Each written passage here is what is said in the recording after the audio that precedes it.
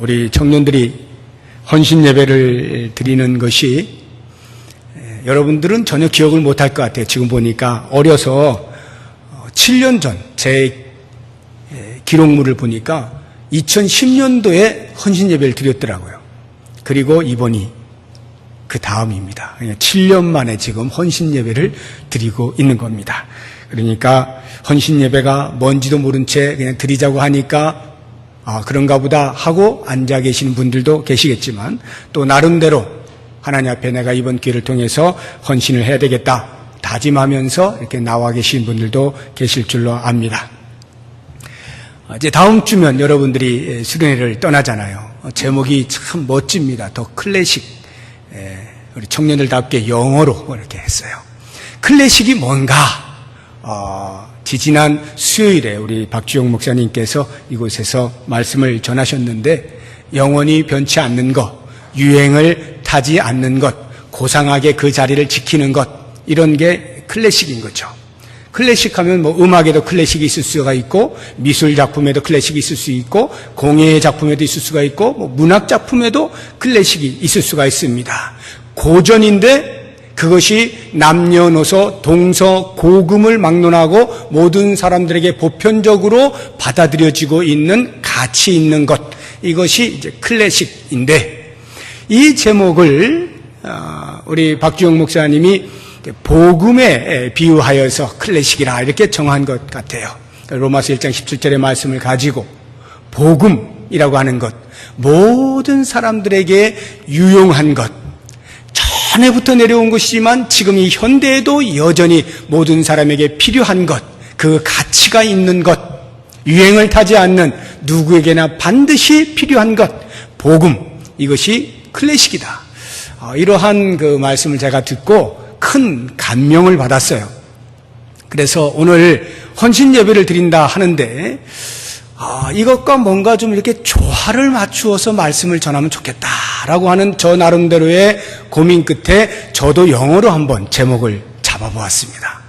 영어가 뭐죠? The Original이라고 하는 것입니다. 이 뜻이 뭘까? 제가 왜 이것을 정하였느냐 하면 오리지널이라고 하는 것은 기원을 말하는 거예요. 어떤 원래적, 원칙, 이런 것들을 이제 오리지널이라고 하죠. 그러니까 작품에 보면은 오리지널이 있고 카피본이 있죠. 카피는 안 쳐주잖아요. 우리가 얼마 전에 그 뉴스에서 그 천경자 씨의 미인도라고 하는 그 작품이 이게 원작이냐 카피냐라고 하는 것으로 전 세계가 떠들썩거렸죠. 그래서 프랑스의 감정하시는 분들이 와가지고 감정을 할 정도로 세계적인 그런 이슈가 되었던 적이 있습니다. 지금도 답이 없어요. 서로 주장하는 게 다릅니다.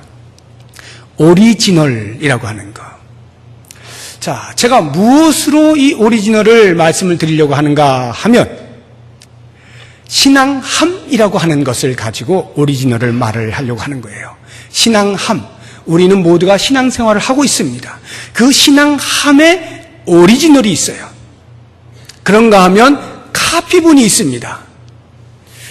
많은 사람들이 오늘날 우리의 기독교의 신앙함의 오리지널을 놓친 채 카피본에 심취가 되어져서 그것이 전부인 것처럼 착각을 하며 신앙하고 있는 경우가 없지 않습니다. 특별히 청년의 경우라면 더더욱이나 그럴 유혹에 노출이 되어 있습니다. 예를 들어서 오늘도 참 찬양을 잘 하셨고 그 가사를 제가 음미하면서 정말 이것이 우리 청년들의 고백이 되기를 소망한다라고 하는 마음으로 동참을 했는데 어떤 찬양의 열기가 있고 악기가 있고 그 어떤 멜로디가 있고 그래서 그 기분에 쭉 심취가 되어지고 소위 CCM이라고 하는 이 컨템포러리 크리스찬 뮤직에 대해서 이렇게 마음이 저절로 막 가고 움직여지고 하는 이것이 만약 내가 신앙하는 것이다라고 생각을 한다면 틀린 것은 아니나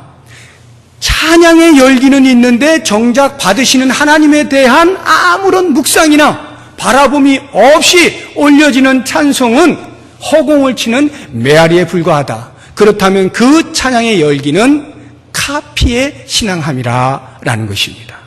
그렇다고 하면 과연 신앙함의 오리지널은 무엇이냐? 오늘 전도자가 우리에게 주고 있는 답은 이겁니다. 너는 청년의 때에 너의 창조자를 기억하라. 12장 1절의 말씀입니다. 너는 청년의 때에 너의 창조주를 기억하라. 물론 이것은 청년들에게만 해당되는 말씀은 아닙니다.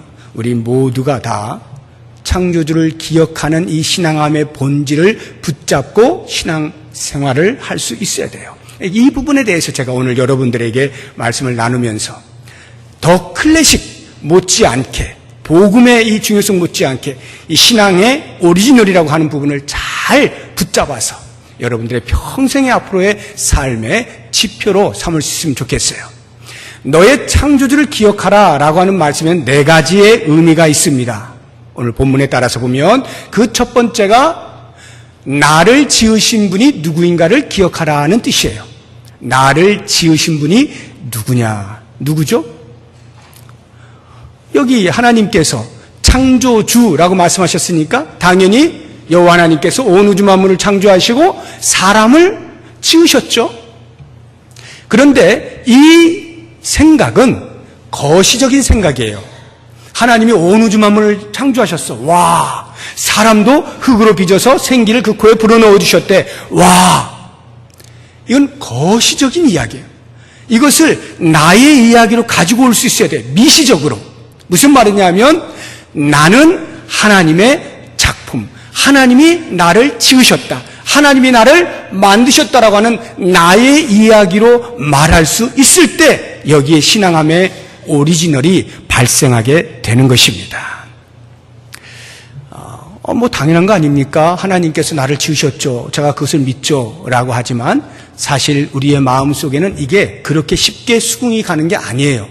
특별히 중세의 암흑 시대를 거치고 나서 르네상스가 왔을 때, 14세기, 15세기, 16세기 르네상스가 왔을 때 인간들은 중세 시대에 말살되어진 인간성을 되찾는다라고 해서 이성을 주장을 하고 인간의 그 인간성을 주장을 하면서 신을 그렇게 내세우지 않았습니다. 합리적인 이야기들을 하기 시작했고 이성에 받아들일 수 있는 부분들만 이야기를 하기 시작했고, 그래서 성경에도 하나님에 대한 말씀이 나올 때 이 가운데서 우리 인간의 이성이 받아들이기 어려운 것들은 다 골라내기 시작했습니다.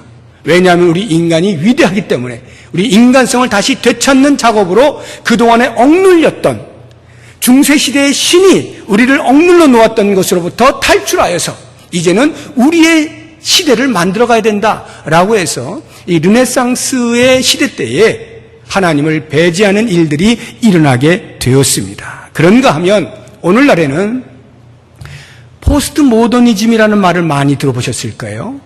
혹시 그 뜻을 아시는 분이 계실런지 모르겠어요. 모더니즘이라고 하는 건 현대주의라는 말이에요. 포스트라고 하는 게 앞에 들어가면 탈현대주의라는 뜻입니다. 후현대주의라는 말도 되긴 합니다만 그것보다는 탈현대주의, 현대주의가 가지고 있던 특성들을 회피하는 것, 밖으로 나가버리는 것, 이것을 포스트 모더니즘이라 해요. 그래서 포스트 모더니즘의 최고의 관건은 뭐냐면 모더니즘 시대에, 현대주의 시대 때에 신이 절대적으로 존재하고 있었고 절대 진리가 있었어요. 그래서 그 절대 진리를 따라 규범을 가지고 살아가는 그러한 현대 사회 속에서 포스트 모던 사회로 바뀌게 되면서 절대라는 것은 없다, 모든 것은 다 상대적이다라고 주장을 하기 시작했어요. 그래서 철학에는 해체주의라고 하는 것도 등장을 했습니다. 다 없애버린다는 거예요. 신에 대해서도 마찬가지예요. 절대 신, 그럴 필요가 뭐가 있느냐. 모두가 다 신이 될 수가 있다. 모든 것들이 다 신이 될 수가 있다라고 하는 범신론으로 접근하면서 심지어는 나 자신도 신이 될 수 있다라고 이야기하는 것이 포스트 모더니즘의 사상이에요. 지금 우리가 바로 그와 같은 시대를 살아가고 있어요. 여러분들이 그 시대에 노출이 되어 있는 것입니다. 그러니까 알게 모르게 문화를 통해서, 음악을 통해서, 어떤 철학을 통해서 이러한 포스트 모더니즘적 사상을 수도 없이 여러분들이 접하고 있는 거예요. 그런 상황 속에서 오직 여호와 하나님이 나를 지으셨다라고 고백하는 이 고백은 신앙함의 오리지널이 된다라고 하는 것입니다. 자리매김을 정확히 하자는 거예요. 하나님의 하나님 되심의 자리, 나의 나됨의 자리, 나를 지으신 분이 계시다라고 할 때 인생의 목표가 달라지는 거예요.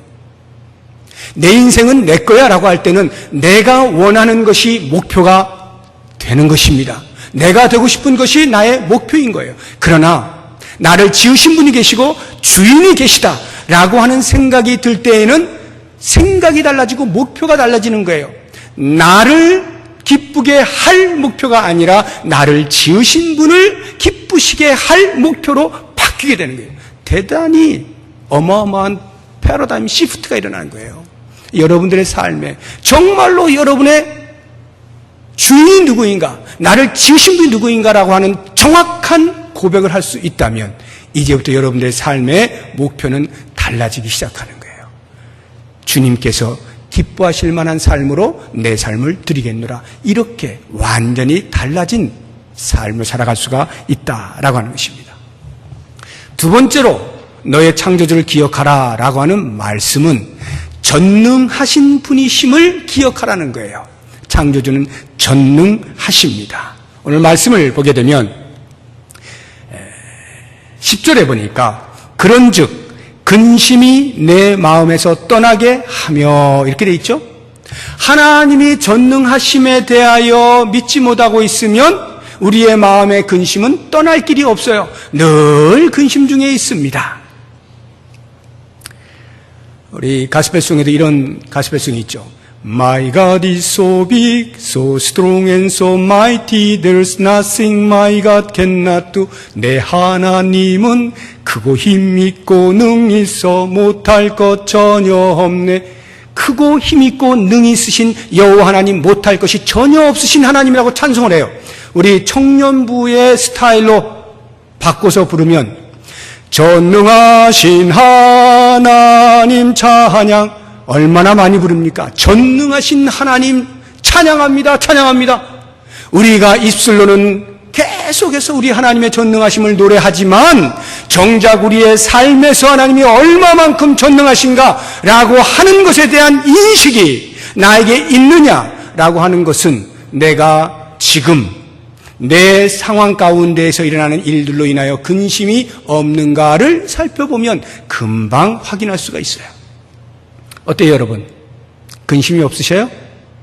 아무 걱정 없어요? 내 하나님이 계시는데 뭐 걱정 없지라는 분 계십니까? 여기에서 크게 아멘 내지는 네라고 대답을 한 명 정도는 해줘야 되는 거야. 한 명 정도는 있어야 되지 않겠어요? 마음으로 했겠지. 전능하신 하나님에 대한 온전한 신뢰가 있느냐? 노래는 그렇게 하지만 정작 내 삶에서는 하나님께서 내가 원하는 대로 착착착착 해결해 주지 않으시니까 글쎄요, 그렇게 전능하신가? 고개를 갸우뚱거리면서 내 나름대로의 근심과 걱정과 염려를 하면서 살고 있지는 않습니까? 여러분들의 불확실한 미래에 대하여서 어떡하지? 어린 친구들 같으면은 남자친구 사귀고 싶은데, 여자친구 사귀고 싶은데 어디 좀 마땅한 애 없을까? 고민되지 않습니까? 좀 나이가 든 사람 같으면 취직해야 되는데 이거 좀 좋은 직장 어디 나타나지 않을까? 하나님께 좀 집어넣어 주시면 좋겠는데, 좀 더 나이가 들면 좋은 배우자 없을까? 내 평생에 나와 함께할 배우자를 꼭 잘 만나고 싶은데. 온갖 것들이 불확실하잖아요. 그 불확실한 미래에 대해서 근심과 염려가 있을 수밖에 없어요. 그런데 그 근심 염려하는 자녀들을 바라보시는 아버지 하나님은 마음이 편치가 않으셔요. 그냥 참 왜 저러지? 라는 안타까운 마음뿐만이 아니라 조금은 화가 나시기도 해요. 우리 하나님께서는 내가 누구인 줄 알면 그렇게까지 걱정할 필요 없는데 왜 그렇게 걱정하지? 제 자녀가 제가 있음에도 불구하고 이러저러한 일들로 걱정하고 있으면 제가 걱정하지 마 내가 알아서 해줄게 라고 하는데도 아빠가 뭘 할 줄 알아 라고 만약에 하면서 계속 문을 걸어 잠그고 고민을 하고 있다면 제가 불쌍하기도 하지만 괘씸하기도 하겠죠.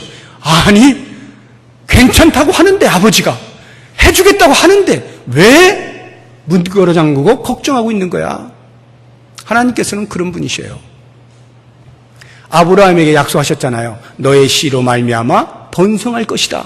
약속하셨는데 아브라함이 어떻게 해요? 네, 알겠습니다. 감사합니다. 하고는 하루 이틀, 1년, 2년 지나는데 소식이 없어? 이거 아닌가 보다. 어떻게 해요?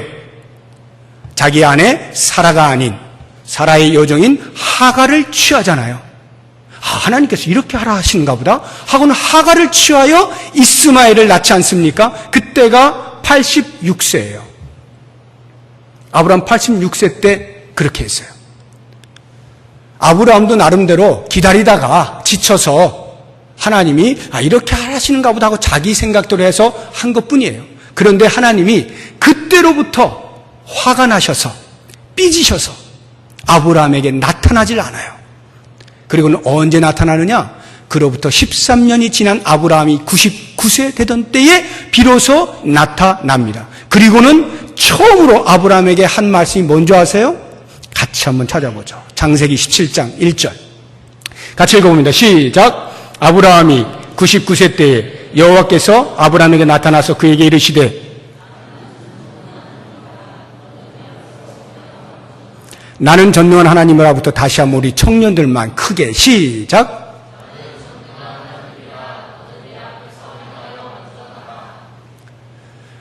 13년 만에 나타나신 하나님이 처음 던지신 말씀이 나는 전능한 하나님이라고. 왜 그런 말씀하셔요? 너 왜 나를 못 믿고 못 기다리고 있는 거야? 왜 네 맘대로 해? 이 뜻이잖아요. 너는 내 앞에서 행하여 완전하라. 나의 능력을 믿고 기다려라. 내가 너의 씨를 통하여 주겠다고 하지 않느냐. 그리고는 다시금 약속을 주시잖아요. 하갈이 아니라 네 아내 사라의 몸을 통하여 너의 씨를 주마. 하나님은 당신의 전능하심을 믿지 못하는 당신의 자녀들을 볼 때 안타까움도 있지만 화도 은근히 내시는 분이에요. 우리들이 하나님을 아버지라고 부르고 하나님을 섬긴다라고 하면서도 온갖 근심 걱정은 다 긁어 모아가지고 내 불확실한 미래로 인하여 나는 근심할 수밖에 없어, 걱정할 수밖에 없어, 끙끙끙끙 거리고 있으면 하나님께서 그래 너 참 잘한다 그러시겠어요? 기독교가 아니에요. 그것은 우리는 이 세상이 우리에게 염려를 줄 때, 이 세상이 우리에게 근심과 걱정거리들을 부여할 때, 그때 그 세상에 대하여 당당하게 맞서야 되는 거예요. 나는 전능하신 하나님을 믿는다. 세상에 당당하게 맞서는 이 모습, 이게 바로 신앙함의 오리지널이에요. 사랑하는 우리 청년 여러분, 근심이 있어요. 어떻게 물리칠 거예요? 하나님께서는 이렇게 말씀하시는 거예요. 너 내 앞으로 와서 너의 근심 걱정거리 다 쏟아내라. 아무것도 염려하지 말고 다만 모든 일에 기도와 간구로 너희 구할 것을 감사함으로 하나님께 아뢰라. 그리하면 모든 지각에 뛰어난 하나님의 평강이 그리스도 예수 안에서 너의 마음과 생각을 지키시라 약속하시잖아요. 그러므로 우리가 궁유하심을 받고 때를 따라 돕는 은혜를 얻기 위하여 은혜의 보좌 앞에 담대히 나아갈 것이니라. 하나님께서는 당신의 보좌 앞에 나와서 기도하는 자녀들의 기도 소리에 귀를 기울이시고 그 기도를 다 들어주신다 말씀하시잖아요. 이런 하나님을 아버지라 고백하고 있는 우리들이 세상에 대하여 더 이상 주눅이 들면 안 되는 거예요. 세상은 자꾸 우리를 작게 만들려고 해요. 우리가 작아지면 하나님도 자연히 작아지거든요. 그런데 그때마다 외치세요. 전능하신 하나님 앞에서 세상을 향하여 당당히 맞서서 외치십시오. 나는 근심, 걱정, 염려 내려놓는다. 하나님 아버지께서 전능하신 분이시기 때문에 그분이 나의 앞길을 책임지신다 라고 하는 이런 당당함으로 서는 것, 이게 기독 청년의 오리지널 신앙이에요.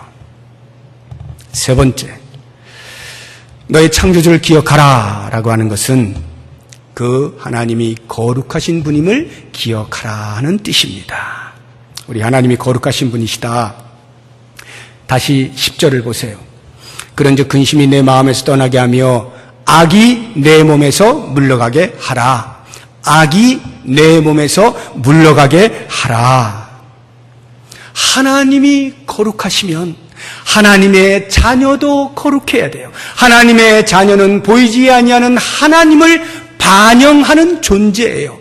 하나님이 거룩하시면 우리도 거룩해야 돼요. 우리의 거룩을 통하여 하나님이 이렇게 거룩하시다라고 하는 것을 드러낼 수 있어야 하는 것입니다. 그래서 사도 바울이 우리에게 권면하지 않습니까? 악은 모든 모양이라도 버려라. 모양이라도 버려라. 그렇습니다. 이 세상은요, 죄악을 생산해내는 공장이라 할 수가 있어요. 눈만 뜨면 온갖 죄들이 우리 주변에서 우리를 삼키려고 으르렁거리고 있는 것입니다. 거짓말 밥 먹듯이 하죠. 다투죠. 시기하죠. 질투하죠. 분열 일으키죠. 화내죠. 욕심 갖죠. 기질대로 살려고 하죠. 다른 사람 무시하죠. 온갖 죄악들에 우리가 노출되어져서 그러한 것을 밥 먹듯이 하면서 죄인지도 모르는 채로 살아갈 만큼이나 우리가 무감각하게 살아가고 있는 거예요. 아니, 더 솔직히 이야기하면 죄가 우리를 향해 달려오는 게 아니라 우리가 죄를 찾아 막 달려가는 그러한 모습인지도 몰라요. 우리의 본성이 여전히 죄의 흔적들이 남아있거든요. 익숙한 것을 향하여 끊임없이 달려나가고자 하는 우리의 마음, 이것을 쳐내고 하나님의 거룩하심 앞에 서서 내 삶을 거룩하게 유지하려고 하는 이것이 우리의 신앙함의 오리지널이다 라고 하는 것입니다. 악이 노출되어 있는 이 세상, 어떻게 하면 이길 수 있을까요? 세 가지를 제가 비법을 알려드릴 테니까 잘 기억하세요. 첫 번째, 로마서 6장 11절 같이 읽어보고 생각해 보겠습니다. 시작. 이와 같이 너희도 너희 자신을 죄에 대하여는 죽은 자요 그리스도 예수 안에서 하나님께 대하여는 살아있는 자로 여길지어다. 죄에 대하여 죽은 자로 여기는 거예요. 이게 무슨 말이냐면 실제로 우리가 죄에 대해서 죽은 자가 됩니까? 그럴 것 같으면 죄 안 짓죠. 그런데도 불구하고 자꾸 죄를 짓고 있잖아요. 그 이야기는 그리스도로 말미암아 구원을 받았지만 여전히 죄의 본성들이, 그 흔적들이 아직은 남아있는 거예요. 그래서 이 죄에 대하여 죽은 자로 여기라는 거예요. 나는 죽은 자야. 이렇게 여기라는 거예요. 이 여긴다는 말 속에는 자신의 연약함을 인정하라는 말이에요. 죄에 대하여 나는 연약한 존재야. 그러니까 죄를 가벼이 여기지 않을 거야. 없이 여기지 않을 거야. 죄 쳐다만 봐도 나는 죄에 물들 수밖에 없는 존재임을 인정하고 아예 쳐다보지 않는, 이것이 죄에 대하여 죽은 자의 모습이에요. 여러분, 슬쩍슬쩍 죄를 지으면서도 아무도 못 봤지 이러고 있지 않습니까? 이미 물들어 있는 거예요. 이미. 나는 연약한 존재이기 때문에 죄를 이길 만한 힘이 나에게는 스스로 없다. 그러면 어떻게 되겠느냐?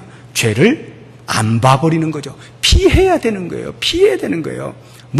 나는 끄떡없어. 내 믿음은 이래가지고 괜히 죄하고 적당히 섞여보려고 하면요, 여지없이 무너져요. 그러니까 아예 나는 죄 짓는데 선수다 라고 생각을 하시고 죄를 안 쳐다보는 훈련을 끊임없이 하는 거예요. 피하는 겁니다. 두 번째, 주를 깨끗한 마음으로 부르는 자들 있잖아요. 우리 청년들, 다른 친구들, 그들과 함께하는 거예요. 디모데후서 2장 22절 같이 읽어보겠습니다. 시작. 또한 너는 청년의 정욕을 피하고 주를 깨끗한 마음으로 부르는 자들과 함께 의와 믿음과 사랑과 화평을 따르라. 아주 쉬운 이야기로 끼리끼리, 유유상종, 주를 깨끗한 마음으로 바라보는 사람들과 함께하면 나도 깨끗하게 되는 것이고, 그런 거 신경 안 쓰고 자기 마음대로 사는 사람들하고 같이 붙어 있으면 자기도 모르게 그렇게 물드는 것이고, 그러니까 혼자의 힘으로 부족하니 주를 바라보는 사람들, 소망하는 사람들, 깨끗한 심령을 가진 사람들 계속해서 함께 서로 이야기하면서 격려하고 위로하고 세워주고 힘을 모으라, 이런 말이에요. 그렇게 하면 죄를 이겨낼 수가 있다라고 하는 것이고, 세 번째, 그럼에도 불구하고 죄를 짓게 되는 경우에는 신속 정확하게 주 앞에 가지고 나와라. 요한일서 1장 9절 다 같이 읽어봅니다. 만일 우리가 우리 죄를 자백하면 그는 미쁘시고 의로우사 우리 죄를 사하시며 우리를 모든 불의에서 깨끗하게 하실 것이요 라고 하는 이 말씀을 붙잡고 주 앞에 나와서 나의 모든 불의를 토해내는 거예요. 죄를 자백하는 거예요. 그러면 하나님의 사하시는 은혜를 입게 되어지는 것이죠. 거룩한 삶, 이것이 기독 청년의 신앙함의 오리지널이다라고 하는 것 잊지 마세요. 그런데요, 이게 쉽지 않은 이유가 뭔지 아세요? 그렇게 거룩하게 살아내잖아요? 그래서 뭔가가 좀 이렇게 뭔가 손에 쥐어지는 게 있으면 보람이 있어. 근데 이 거룩하게 사는 삶은요, 손에 쥐어지는 게 아무것도 없어요. 영양가가 없어. 거룩하게 살려고 하면 피곤할 뿐이에요. 그리고 외로울 뿐이야. 사람들에게 왕따 당해. 아이고 바보같이 말이야. 너 혼자 믿냐? 저 사람도 저 교회 다니는 저렇게 하잖아. 왕따 당해요. 그러니까 거룩하게 살아서 뭐 손에 잡히는 뭐 유익이 별로 없어. 그냥 외로운 전투야. 그래서 이게 쉽지가 않아요. 그렇기 때문에 더더욱이나 우리 기독 청년들은 이 신앙함의 오리지널을 꼭 붙잡을 수 있어야 한다. 이것이 내 인생의 성패를 가른다라는 것을 기억하시기 바랍니다. 마지막 네 번째, 너의 창조주를 기억하라 하는 것은 그 하나님께서 심판주이심을 기억하라는 거예요. 우리 하나님은 심판하시는 분이십니다. 9절을 한번 보십시오. 9절이 아주 흥미로운 말씀이에요. 청년이여, 내 어린 때를 즐거워하며 내 청년의 날들을 마음에 기뻐하여 마음에 원하는 길들과 내 눈이 보는 대로 행하라. 이렇게 돼 있죠. 그리고는 그 뒤에 그러나 하나님이 이 모든 일로 말미암아 너를 심판하실 줄 알라. 요 말씀에 두 가지 해석이 있어요. 하나는 액면 그대로 문자적으로 보는 겁니다. 너 어렸을 때 너의 청년의 때를 마음껏 즐겨라. 네가 보는 대로, 네가 듣는 대로, 너 마음대로 행해라. 액면 그대로. 그것이 헛되고 어떤 이 세상에서 그나마 가질 수 있는 가치다 라고 말씀하시면서 그 뒤에 그러나 하나님이 이 모든 일로 심판하실 줄 알아라 라고 하는 이 말씀은 그렇게 즐겨라. 그렇지만 심판의 때가 반드시 있음을 알고 그것을 염두에 두고 그 심판의 때에 심판받을 것에 대한 지식이 나의 지금의 행위를 통제할 수 있도록 절제하면서 즐겨라. 이런 의미로 우리가 해석을 할 수가 있어요. 마음껏 즐기십시오. 그러나 심판의 때가 있으니 그때에 부끄럼 당하지 않을 만큼 절제하면서 좋은 향락을 누리십시오 라고 하는 의미. 또 다른 하나는 문자적으로 보지 아니하고 이것을 풍유적으로 보는 것입니다. 풍자적으로. 무슨 말이냐면 자, 네 마음대로 해봐. 나중에 심판받을 때 어떻게 되나 한번 보자. 이런 의미로 이 전도자가 썼을 것으로 이해를 할 수도 있는 거예요.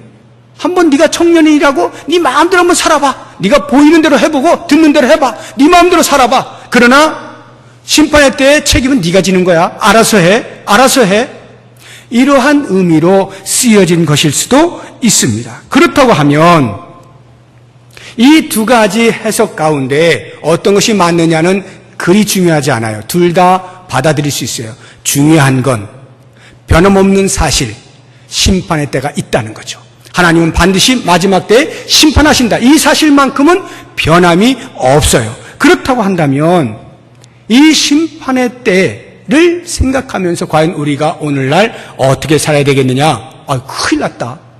어떻게 하지? 지금까지 내가 지은 게 있는데 이거 심판의 때 다 드러나면 내가 천국에 들어갈 수 있는 거야? 걱정되고 염려가 될 수 있어요. 두렵고 떨릴 수가 있어요.